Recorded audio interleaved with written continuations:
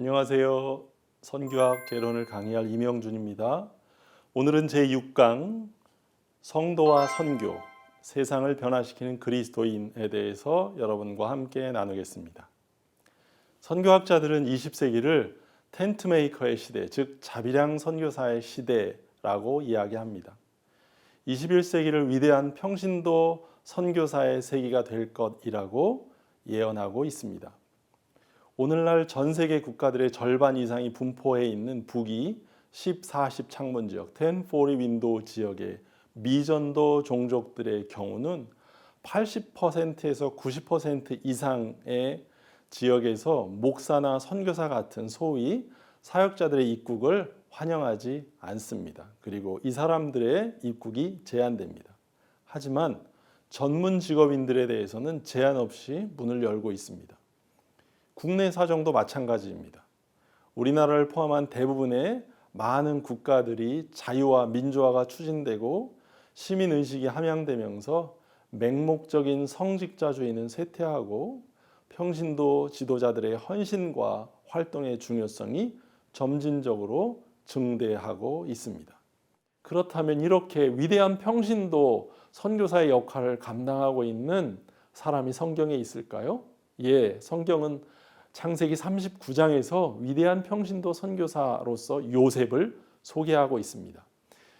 창세기 39장 5절 말씀을 제가 간단하게 읽어드릴게요. 그가 요셉에게 자기 집과 그의 모든 소유를 주관하게 한 때부터 여호와께서 요셉을 위하여 그 애굽 사람의 집에 복을 내리심으로 여호와의 복이 그의 집과 밭에 있는 모든 소유에 미친지라 라고 기록되어 있습니다. 본문 말씀은 하나님이 요셉을 위하여 애굽 사람의 집에 복을 주셨다고 말하고 있습니다. 다른 말로 요셉 때문에 하나님이 복을 주셨다라고 말하고 있는 것입니다. 요셉을 평신도 선교사로 소개하는 이유는 그 이미지가 오늘날 평신도의 이미지와 가깝기 때문입니다. 요셉은 설교하지 않았습니다. 요셉은 특별한 기적을 행한 것도 아닙니다.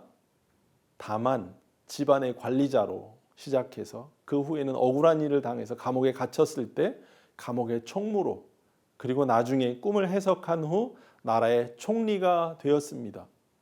그가 교회를 세웠다, 설교를 했다, 이런 말이 하나도 나와 있지 않습니다.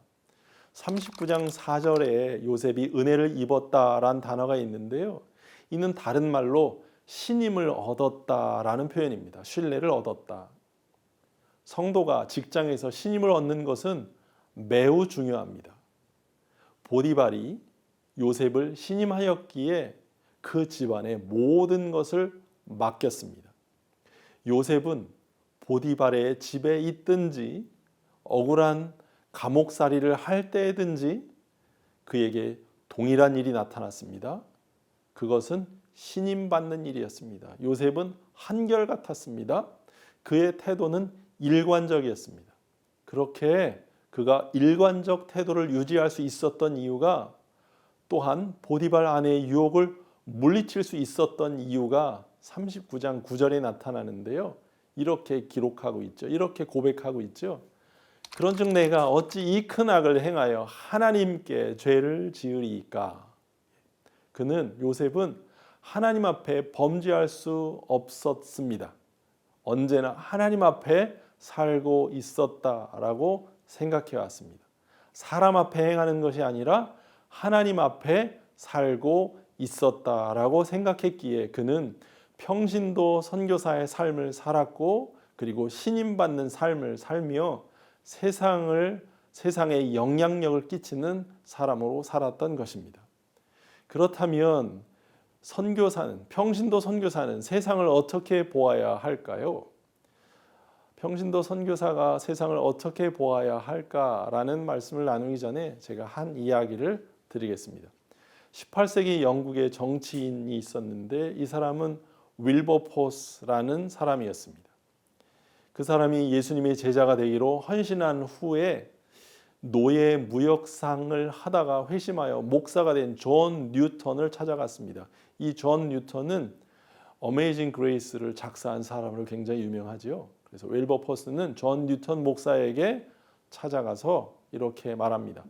현직인 영국 의회를 떠나서 신학교에 가는 것이 어떨까요? 라고 상담했습니다. 그때 뉴턴 목사님이 윌버포스에게 이렇게 말했습니다.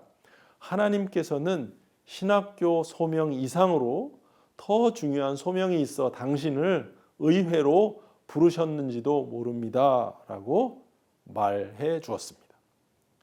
윌버포스는 그보다 더 소중한 사명을 묵상하다가 하나님께서 자신을 통하여 노예제도의 폐지를 실현하기를 원하심을 깨닫고 평생을 이 소명, 노예제도 폐지에 헌신하기로 하였습니다. 그리고 마침내 그가 세상을 떠나기 전에 영국 땅에서 노예제도가 폐지되는 감격을 보고 눈을 감을 수 있었습니다.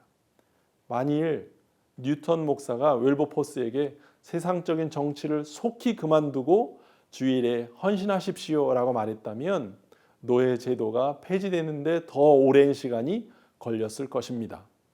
세상은 누구의 것인가요? 인본주의적 관점에서 볼 때 세상은 사람들의 것입니다. 사람들이 만들어가고 사람들이 주인이 되는 세상처럼 보입니다. 정말 그런가요? 그렇지 않습니다.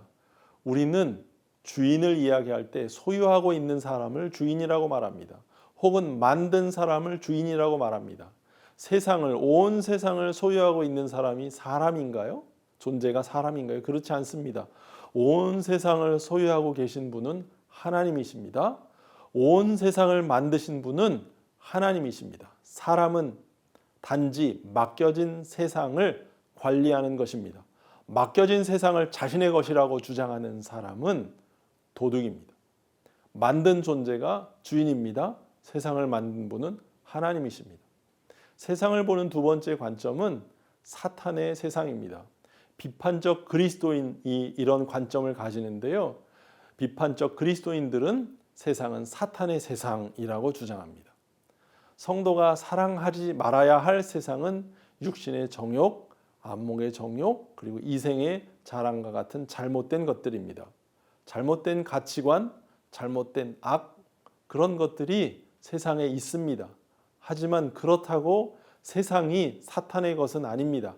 그것을 구분하며 우리는 그것으로부터 멀어져야 합니다.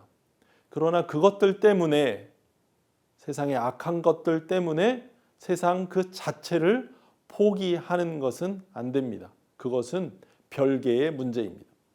사탄의 세상이라는 주장은 부분적으로는 맞지만 전체적으로는 동의할 수 없습니다. 세상에는 언제나 악이 있어 왔고 세상에는 죄가 있었습니다. 그것을 우리가 분별해야 하고 멀리해야 하지만 그것을 포기하는 것은 할 수 없는 것입니다. 예수님도 포기하지 않으셨고 여전히 하나님이 그 세상을 포기하지 않으셨기 때문입니다. 세 번째, 그리스도인이 가져야 할 세상에 대한 관점은요, 적극적 그리스도인의 관점에서 볼 때 세상은 여전히 하나님의 세상입니다. 요한복음 16장 11절은 이렇게 말씀하고 있습니다. 심판에 대하여라 함은 이 세상 임금이 심판을 받았음이요, 이렇게 기록하고 있습니다. 여기서 이 세상 임금은 마귀를 의미합니다. 마귀가 세상에서 역사하지만 마귀는 예수님이 이 세상에 오심으로 심판을 받게 된 존재라는 의미입니다. 그렇다면 예수 믿는 자들은 더 이상 사탄의 존재 때문에 두려워해서는 안 됩니다. 사탄이 세상에 역사하고 있지만 사탄은 이미 패배한 자들입니다. 그래서 우리는 적극적으로 사탄의 영향력에서 이 세상을 건져내야 할 것입니다. 그것이 세상이 하나님의 세상이라는 적극적 그리스도인의 관점입니다. 그러면 하나님의 세상이라고 말하는 성경적 근거가 무엇일까요? 첫째, 하나님이 세상을 창조하셨기 때문입니다. 세상을 창조하셨을 뿐만 아니라 하나님은 보시기에 좋다라고 말씀하셨습니다. 그러므로 그렇게 하나님이 만드신 세상을 죄와 타락으로 버려지도록 두어서는 안 되는 것입니다. 둘째, 하나님이 세상의 주인인 관점은요, 하나님이 이 세상을 구속하셨기 때문입니다. 하나님은 창조로 끝마치지 않고 세상을 사랑하셨습니다. 요한복음 3장 16절은 하나님이 세상을 이처럼 사랑하사라고 말씀하고 있죠. 하나님은 세상에 있는 사람들을 구원하셔서 그들을 통하여 세상을 바꾸길 원하셨습니다. 세 번째는요, 하나님이 새롭게 하실 세상이기 때문입니다. 계시록 21장 5절은 이렇게 기록되어 있어요. 보좌에 앉으신 이가 이르시되 보라 내가 만물을 새롭게 하노라 하시고 또 이르시되 이 말은 신실하고 참되니 기록하라 라고 하고 있습니다. 하나님이 세상을 새롭게 하십니다. 새롭게 하다라는 단어가 헬라어로는 카이네입니다. 카이네는 질적으로 새롭게 한다는 의미입니다. 하나님이 이 땅을 완전히 없애고 다른 곳에 새 하늘과 새 땅을 만드시는 것이 아니라 지금 있는 하늘과 땅을 질적으로 새롭게 카이네 하겠다는 의미입니다. 주님이 이 세상을 포기하지 않고 새롭게 하실 것입니다. 네 번째는요, 이 세상과 저 세상의 연속성입니다. 세 번째 새롭게 하다와 연결되는 내용인데요. 이 연속성을 표현하는 말씀이 요한계시록 21장 24절에 기록되어 있습니다. 제가 읽겠습니다. 만국이 그 빛 가운데로 다니고 땅의 왕들이 자기 영광을 가지고 그리로 들어가리라. 이렇게 기록되어 있습니다. 천국은 죄나 악은 결코 들어갈 수 없습니다. 그런데 오늘 여기 제가 읽어드린 말씀에 의하면 땅의 왕들이 가지고 들어가는 것이 있습니다. 자기의 영광입니다. 영원한 천국에 죄나 악은 없지만 이 땅에 있었던 아름다운 것, 이 땅에서 영광스러웠던 것, 이 땅에 있었던 선한 가치들이 들어간다는 것입니다. 이 땅의 지도자들이 창조했던 아름다운 가치 있는 것들은 그곳에서도 연속된다는 것입니다. 아름다운 음악도 있을 것입니다. 그러므로 이 세상에서 우리가 아름답고 가치 있게 살고자 노력할 만한 이유가 있는 것입니다. 그런데 성경에는 이 세상에 대한 두 가지 역설적인 태도가 나타나고 있습니다. 하나님이 세상에 대한 두 가지 역설적인 태도가 요한복음 17장 예수님의 기도에 나오는데요. 요한복음 17장은 예수님 당신이 떠나시기 전에 제자들을 위해 하신 대제사장적 기도입니다. 그 기도에 첫째 나타나는 것은 속하지 말아야 할 악한 영향력으로서의 세상입니다. 16절은 이렇게 기록되어 있습니다. 내가 세상에 속하지 아니함 같이 그들도 제자들도 세상에 속하지 아니하였사옵나이다 라고 기록되어 있습니다. 이게 맞습니다. 제자는 성도는 세상으로부터 구별된 자입니다. 그리스도인은 세속주의자가 되어서는 안 됩니다. 세상의 악이나 죄에 참여하지 말아야 합니다. 두 번째는 역설적인 두 번째는요. 보냄받은 일터로서의 세상입니다. 우리가 세상에 속하지 않아야 하지만 동시에 보냄받은 일터로서 우리는 그 세상에 들어가야 합니다. 17장 18절은 이렇게 기록되어 있습니다. 아버지께서 나를 세상에 보내신 것 같이 나도 그들을 세상에 보내었고 into the world, 세상 그 안으로 보내었다라고 말씀하고 있습니다. 주님이 제자들을 세상으로부터 구별하여 불러내었고 그리고 다시 그 세상 안으로 보냅니다. 그래서 그리스도인은 성도는 세상과의 역설적 관계가 나타나게 되는 것입니다. 즉 세속주의자가 아니지만 동시에 도피주의자도 아닙니다. 세상으로부터 도피해서는 안 됩니다. 세상으로 우리를 보내셨기 때문입니다. 쉬운 비유로 설명드리겠습니다. 제가 인도에 선교사로 파송되었습니다. 저는 인도 사람인가요? 대한민국 사람인가요? 제가 한국 여권을 가지고 있는 한 저는 대한민국 한국 사람입니다. 저는 인도에 살고 있지만 한국에 속해 있어요. 저는 한국 사람으로 한국 여권을 가지고 한국법에 따라 살지만 동시에 인도에 보내심을 받았기에 인도 사람들을 무시하거나 그 법을 지키지 않으면 안 됩니다. 인도에 보냄받은 사명을 그곳에서 감당해야 하는 것입니다. 그리스도인도 마찬가지입니다. 세상을 극복해야 하지만 동시에 세속주의자가 되면 안 되지만 또한 도피하면 안 되는 것입니다. 그렇다면 그리스도인은 어떻게 평신도 선교사로서 그리스도인은 어떤 삶을 살 수 있을까요? 그리스도인의 모본을 예수의 삶에서 찾아볼 수 있습니다. 예수님은 보냄을 받은 분으로서 세상에 속하지 않은 분으로 사셨습니다. 그리고 보내신 이를 신뢰하며 보내신 이의 뜻을 행하셨습니다. 보내신 이의 뜻을 행하고자 제자들을 선택하셨습니다. 그리고 십자가를 바라보시며 세상에서의 미션을, 사명을 이루신 것을 감사하셨습니다. 성도가 평신도 선교사로서 세상으로 가기 위해 극복해야 할 5가지 장애물이 있습니다.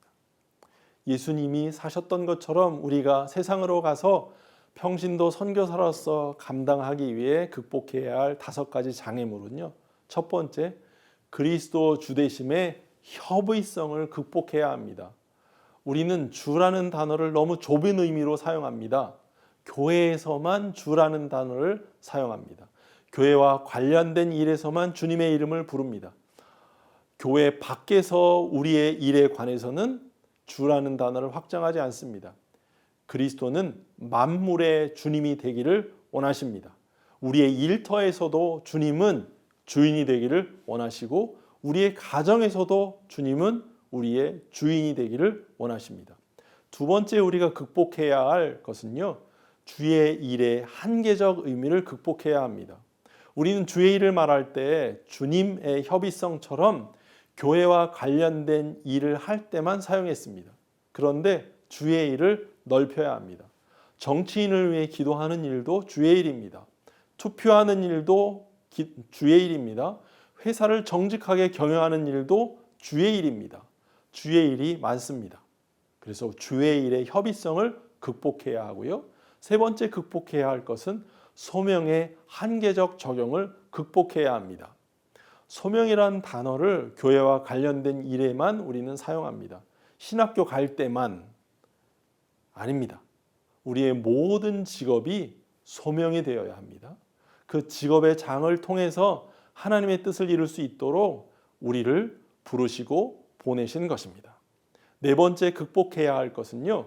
선교 개념의 협의성을 극복해야 합니다. 선교를 크게 생각해 보면 보냄받은 자의 뜻을 행하는 일입니다. 하나님이 윌버포스에게 정치가로서 노예 해방의 소명을 주셨듯이 하나님이 우리에게 직장인으로 심지어 가정에서는 아빠와 엄마로 우리에게 소명을 주셨습니다. 그래서 우리가 소명의 개념을 넓혀야 하는 것입니다. 그리고 마지막으로 5번째, 예배 개념의 의식성을 극복해야 합니다. 우리는 교회에서 드리는 예배만 너무 강조합니다. 찬양을 하고 또 앞에서 누군가 말씀을 전하는 형식을 갖추어야만 그것을 예배라고 이야기하고 있습니다. 그런데 로마서 12장은 확장된 개념의 예배를 설명하고 있습니다. 그러므로 형제들아 내가 하나님의 모든 자비하심으로 권하노니 너희 몸을 하나님이 기뻐하시는 거룩한 산 제물로 산 제사로 드리라. 이는 너희가 드릴 영적 예배니라 라고 말하고 있습니다. 예배당에 가서 성도들이 모인 곳에 가서 예배하는 것도 예배지만 우리의 몸을 거룩한 산 제사로 드리는 것, 즉 하나님의 뜻대로 날마다 살아가는 일이 예배라고 말합니다. 특별히 죽은 짐승은 피를 흘리지 않습니다. 산 제물로 우리를 하나님께 드리는 것, 그러면 우리가 직접 날마다 피를 흘려야 하는 것일까요? 그것이 예배일까요? 저는 다르게 여러분에게 말씀드리고 싶습니다. 주를 섬기기 위해서 우리가 손해볼 때 그것이 진정한 예배가 될 줄 믿습니다. 하나님을 온전하게 섬기기 위해서 우리의 삶을 산 제사로 드릴 때, 작은 희생을 감당할 때 그것이 하나님이 기뻐 받으시는 예배가 될 줄 믿습니다. 그렇게 하면 우리의 예배는 더 확장되는 것입니다. 그렇게 될 때 우리의 선교가 확장될 것입니다. 이 5가지 개념에 묶여 있으면 소극적인 그리스도인으로 평생을 살아갈 것입니다. 하지만 이 소극적 개념에서 적극적 개념으로 넓혀지면 세상 속에서 빛과 소금의 역할을 감당하는 선교사로서의 삶을 살게 될 것입니다. 우리가 세상에서 사명을 성취하려면 이 5가지 장애물을 극복해야 합니다. 그리고 이 5가지 장애물을 극복하고 난 후에 우리가 가서 선교해야 할 2가지 선교의 현장이 있습니다. 그렇게 그리스도인들이 가야 할 선교의 2가지 현장이 어디일까요? 그 2가지 선교 현장을 나누기 전에 벌써 잠깐 하나 말씀을 좀 나누겠습니다. 한국 교회는 100년의 선교 역사를 지니면서 세계 선교 역사상 그 유례를 찾아볼 수 없는 부흥을 이루었습니다. 2000년대에 진입하면서 한국 교회는 세계에서 미국 교회 다음으로 많은 선교사를 파송하는 교회가 되었습니다. 교회 성장의 관점에서 평가할 때도 세계에서 가장 큰 교회가 한국에 있습니다. 그리고 소위 교회 성장의 샘플이 되어온 메가처치를 다수 소유한 현장이 바로 한국교회 현장이 되었습니다. 그런데 이런 기념비적인 성장에도 불구하고 한국교회는 한국 사회에 대한 영향력을 갖지 못한 채로 개토화되어가고 있다는 비판을 받아왔습니다. 이런 현실에 직면하게 된 여러 이유 중 간과해서는 안 될 중요한 2가지 이유가 있는데, 그 첫째는 한국교회가 섬김의 현장을 교회당 안으로만 제한하여 바라본 것입니다. 선교를 협의적으로만 생각한 것이죠. 예배를 협의적으로만, 소명을 좁게만 생각한 것입니다. 그리고 그 2번째 이유는 선교 명령을 소극적으로 생각해 온 것입니다. 즉 복음 전도로만 해석해 온 좁은 시각이었습니다. 사회적 책임에 대해서는 망각했던 것이었습니다. 이 2가지를 극복할 때 비로소 한국 교회는 새로운 영적 부흥의 시대를 다시 경험하게 될 줄 믿습니다. 그러면 그동안 우리가 잊어왔던, 간과해왔던 2개의 선교 현장이 무엇일까요? 첫 번째, 우리가 다시 회복해야 할 선교 현장은 그리스도인으로서, 평신도 선교사로서 우리가 다시 회복해야 할 첫 번째 선교 현장은 가정입니다. 하나님이 창조하신 결정적 공동체가 가정이었습니다. 믿음의 조상 아브라함으로부터 시작해서 성경의 사역자들은 거의 다 가정에서 제사를, 예배를 시작했습니다. 가정재단이 바로 하나님 선교의 출발점이라고 해도 과언이 아닙니다. 창세기 12장 8절은 아브라함의 이야기가 나오는데요. 이 이야기를 제가 잠깐 읽어드리겠습니다. 거기서 베델 동쪽 산으로 옮겨 장막을 치니 서쪽은 베델이요 동쪽은 아이라, 그가 그곳에서 여호와께 제단을 쌓고 여호와의 이름을 부르더니 라고 기록되어 있습니다. 아브라함은 그의 가정에 제단을 쌓고 제사 드리는 역할을 주도적으로 감당했습니다. 그래서 아브라함의 최초 사역지가 장막 가정이었습니다. 초대교회는 어떨까요? 초대교회는 거의 모두 가정에서 시작되었습니다.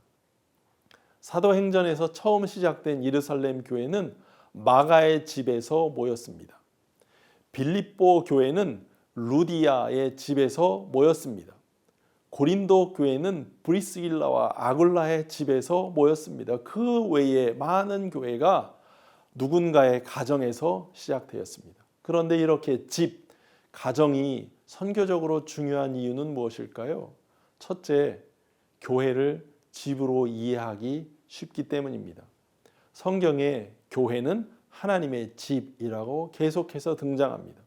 성도가 집에서 모일 때 교회가 하나님의 집이라는 말이 더 이해하기 쉽습니다.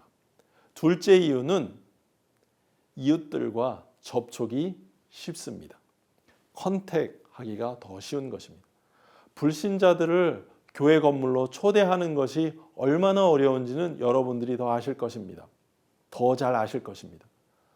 그것처럼 불신 가정을 교회 건물로 초대하는 것보다 가정으로 초대하는 것이 훨씬 더 용이합니다.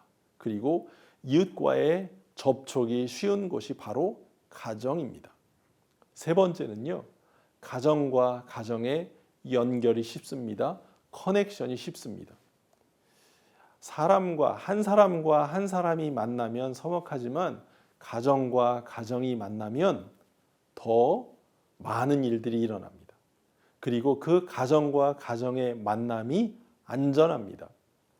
가정과 가정이 만날 때 쉽게 연결되고, 반면에 그렇게 연결되면 그 연결이 오래 갑니다.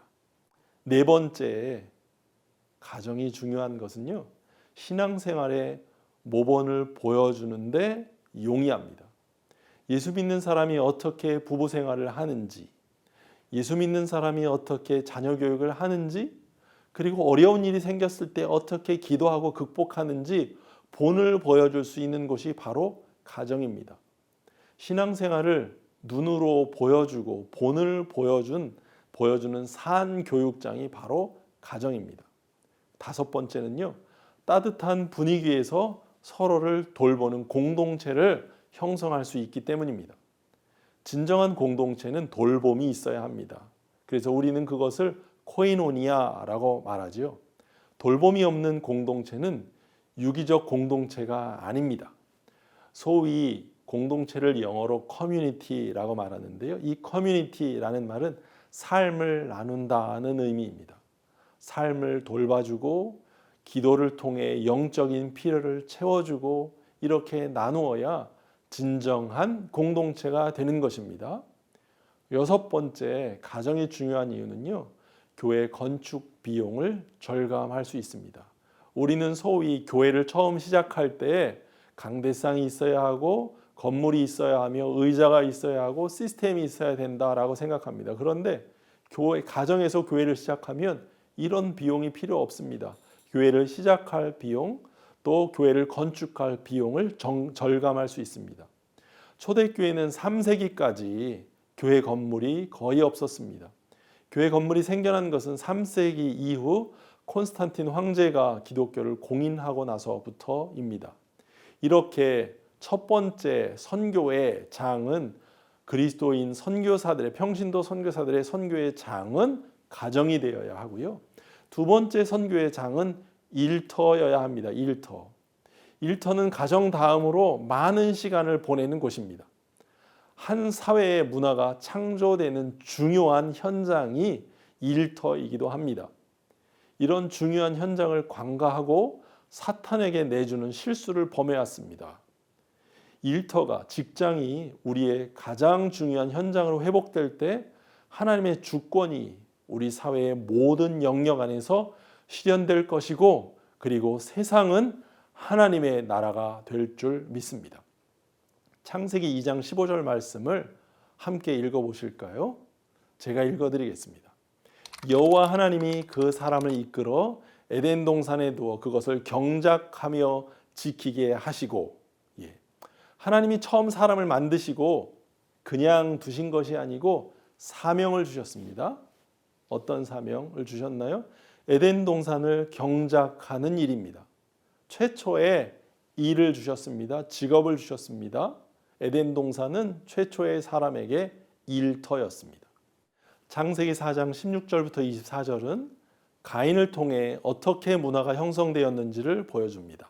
그리고 그 안에 많은 직업이 나타납니다. 음악의 직업, 대장장이의 직업, 목축하는 직업들이 나타납니다. 그렇게 가인은 하나님을 떠나 산업을 일으켰습니다. 그런데 가인의 문화에는 없는 것이 있는데요. 무엇이냐면 하나님이란 단어가 없습니다. 다른 말로 하면 하나님 없는 일터, 하나님 없는 가정, 하나님 없는 삶이었습니다. 하나님 없는 일터 현장 속에 있는 그 삶에 우리가 다시 들어가야 한다는 의미입니다.